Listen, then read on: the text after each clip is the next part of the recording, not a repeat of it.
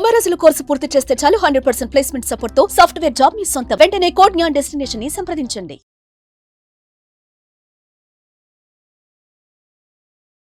నమస్కారం, welcome to Suman TV. ఈ క్రోధినామ సంవత్సరంలో 27 నక్షత్రాల్లో జన్మించిన వారికి ఎలాంటి ఫలితాలు ఉండబోతున్నాయి, అలాగే వారు చేసుకోవాల్సిన పరిహారాలు ఏమిటి, వీటి గురించి వివరించేందుకు ప్రస్తుతం మనతో పాటు ఉన్నారు ప్రముఖ జ్యోతిష్యులు, తంత్రశాస్త్ర కోవిదులు డాక్టర్ ప్రదీప్ జోషి గారు. వారితో మాట్లాడి మరిన్ని విషయాలు తెలుసుకుందాం. గురుగారు నమస్కారం అండి. శ్రీమాత్రే నమః. గురుగారి క్రోధినామ సంవత్సరంలో ఆరుద్ర నక్షత్రం వారికి ఏ విధంగా ఉండబోతుందంటారు, అలాగే శుభ ఫలితాలు కలగాలంటే గనక వారు ఎటువంటి పరిహారాలు చేసుకోవాలంటారు?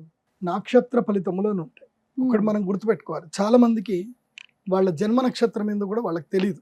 మీ జన్మ నక్షత్రం ఇంపార్టెంట్. ఇప్పుడు నేను చెప్పేది ఏది, జన్మ నక్షత్రం, నామ నక్షత్రము కాదు. నామ నక్షత్రం వేరు, జన్మ నక్షత్రం వేరు. నామ నక్షత్రానికి ఏ రాశి ఫలాలు గాని, ఏ గోచార ఫలితాలు గాని వర్తించవు. పేరు పేరే, పేరులో కొంచెం బలం ఉండాలి, అంతకు మించి ఏం లేదు. అది న్యూమరాలజీ అనుకోండి. నేను చెప్పేటువంటి పరీక్ష ఏవైతే నక్షత్ర ఫలితాలు ఏవైతే ఉన్నాయో ఇవి జన్మ నక్షత్రం అయితే తెలుసుకోవాలి. మీ జన్మ నక్షత్రం మీకు తెలియదంటే నా వెబ్సైట్కి విజిట్ అవ్వండి. అక్కడ మీ date of birth, time, place అన్ని కూడా ఎంటర్ చేయండి. మీకు మీ యొక్క జాతకం మీకు ఈమెయిల్లో PDF రూపంలో వస్తుంది. ఇది 500 పేజీలకు పైగా వస్తుంది. డే టు డే రిపోర్ట్ తో సహా వస్తుంది. అంటే ఈ రోజు ఏం జరగబోతుంది, రేపు ఏం జరగబోతుంది అనేది సూచన ప్రాయంగా డే టు డే రిపోర్ట్ తో సహా వస్తుంది. సో అది మీరు స్వీకరించవచ్చు. మీ జన్మ నక్షత్రం అక్కడి నుంచి తెలుసుకోండి.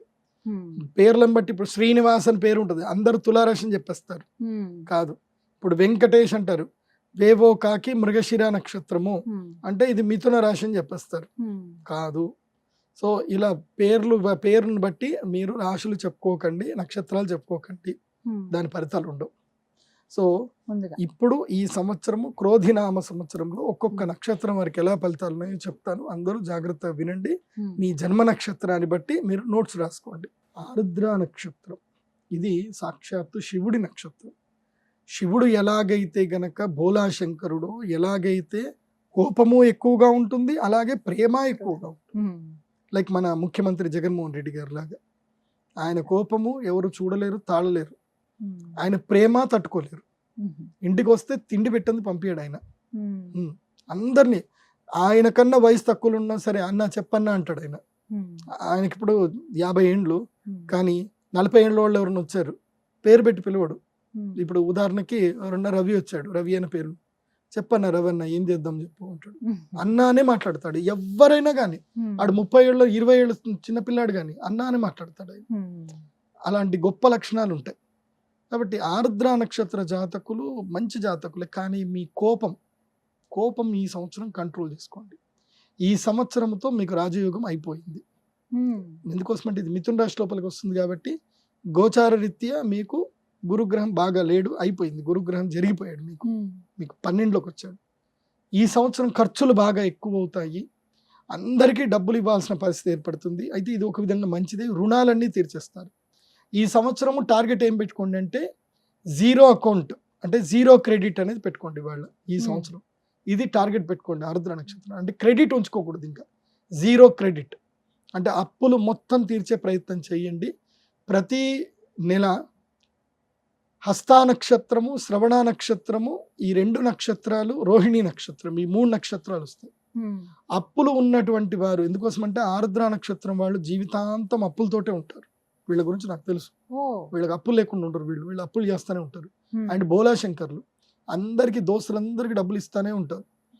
పిల్లలు ఎవరన్నా ఉంటారేమో, మా ఆయన కరెక్టే గురుగారికి, మా ఆయన ఇదే చేస్తాడు. వస్తారు దోస్తులు వస్తారు, ముచ్చట పెడతాడు, ఇచ్చేస్తాడు, ఇక పోతాడు ఇక అని చెప్పేసి అంటారు. ఇదే జరుగుతుంది. సో మొత్తం బోలా అన్నమాట, ఎవరు ఏదంటే అది ఇచ్చేస్తా పోతారు. కాబట్టి ఆరుద్ర నక్షత్రం వాళ్ళు ఈ సంవత్సరం కొంచెము మీకు ఇష్టం ఉంటే మీ ఆవిడ మాట వినండి. అంటే ముఖ్యంగా ఒక ఫినాన్స్ గురువుని పెట్టుకోండి. రుణాలు మొత్తం క్లియర్ చేయండి. ఎవరికి డబ్బులు ఇవ్వద్దు ఈ సంవత్సరం. ఇస్తే మాత్రం తిరిగి రావు, ఇది గుర్తుపెట్టండి. ఇక మీకు పరిహారం అంటే ఏమిటంటే గనక, ఎట్టి పరిస్థితుల్లో ఆరుద్ర నక్షత్ర జాతకులకి ఈ సంవత్సరం కొంచెం ఖాళీ టైం దొరుకుతుంది. జూన్ జూలైలో మీకు ఏ పని ఉండదు, ఖాళీ టైం దొరుకుతుంది. జూన్ జూలైలో ఏం చేయండి అంటే వీలైతే కేదార్నాథ్, బద్రీనాథ్ టూర్కి వెళ్ళిరండి. అక్కడికి వెళ్ళి కాసేపు ధ్యానం చేసుకోండి. మీ జీవితంలో అద్భుతమైన మార్పులు వస్తాయి. లేదా ఏదైనా ఒక పాడుబడ్డ దేవాలయం ఏదైనా ఉంటే అక్కడికి వెళ్ళి ఓ 5 రోజులు టైం కేటాయించి ఆ దేవాలయాన్ని మొత్తం కూడా పునరుద్ధరించండి. దీనివల్ల మీకు రావాల్సిన అరిష్టాలు రాకుండా పోతాయి. ఇక మా దగ్గర డబ్బులు ఉన్నాయి గురుగారు, మేము అన్నీ చేయలేము, ఈజీ మెథడ్ ఏదైనా ఉంటే చెప్పండి అని అంటే, అక్షయ తృతీయ రోజున మా అమ్మవారి గుడికి రండి, ₹1,00,000 పూజ చేయించండి, మీకు 11,000 పూజ నాట్ అలౌడ్, ₹1,00,000 పూజ చేయించుకోండి, మీకు మేలు జరుగుతుంది. ₹1,00,000 పూజ అంటున్నారు, అదేం పూజ గురుగారు? ఎందుకోసం అంటే ఆర్ద్ర నక్షత్రం వాళ్ళు తన జీవితంలో ఉన్న డబ్బులన్నీ వృధాగా పోగొట్టుకుంటారు, రాళ్ళకి రప్పలకి వృధాగా దానాలు అందరికి ఇచ్చేస్తూ ఇచ్చేస్తారు. ఉంటారు అలా. సో అక్కడెక్కడో ఇచ్చే బదులు అమ్మవారి గుడికి ఇస్తే బాగుంటది కదా అని చెప్తున్నాను. అండ్ నేను ఇప్పటి వరకు చూసిన ఆర్ద్ర నక్షత్రంలో బిలో పావర్టీలో ఉన్న వాళ్ళు ఎవరూ లేరు, అందరూ మంచి క్యాష్ పార్టీ.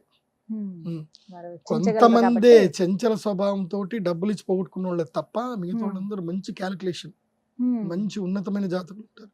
అందుకోసం ఆర్ద్ర నక్షత్రం అంటే వాళ్ళకి నేను తక్కువ అడగను, ఎక్కువనే అడుగుతా. మీది రిచ్ నక్షత్రం బాబు, మీదేం తక్కువ కాదు అని. ఆ విధంగా అంటే ఫలితం ఉంటుందంటారా? గ్యారంటీ ఉంటుంది. చెప్తున్నా కదా, రిచ్ నక్షత్రాలు ఆర్ద్ర నక్షత్రం రిచెస్ట్ నక్షత్రం అది. ఎవరైతే ఉన్నారో ఆరుద్ర నక్షత్రం గురువు గారిని సంప్రదించండి. చక్కగా వివరించారండి. నమస్కారం. శ్రీమాత్రి. సుమన్ టీవీలో మీ పర్సనల్ అండ్ బిజినెస్ ప్రమోషన్స్ కోసం కింది నెంబర్ కి కాంటాక్ట్ చేయండి.